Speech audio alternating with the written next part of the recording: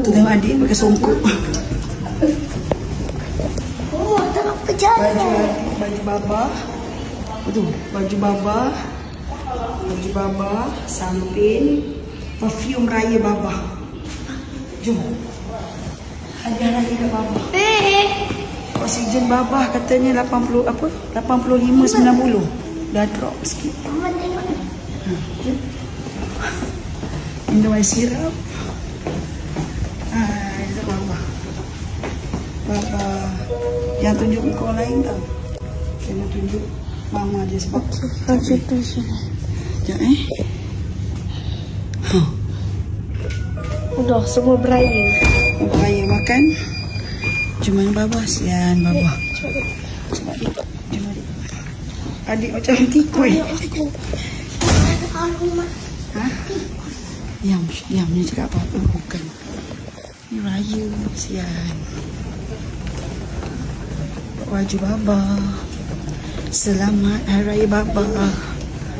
Ha? Baba, kecap. Kau terlanggur kan? Assalamualaikum. Selamat Raya. Selamat Hari Raya. Nak photoshoot. Apa khabar lah baba? Assalamualaikum. Duduk siang. Abah. Duduk, adik duduk. Sian baba.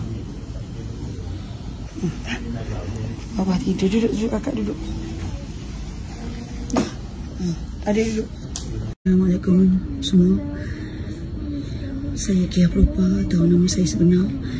Nak bagi tahu suami saya Muhammad Nazri bin Ismail baru saja menghembuskan nafas terakhir pada jam 6 pagi tadi.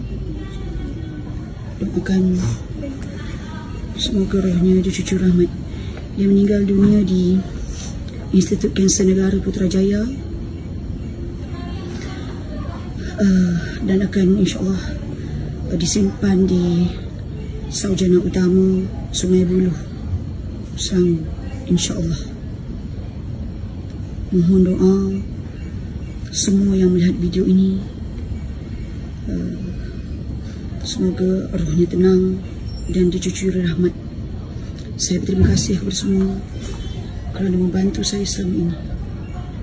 Assalamualaikum.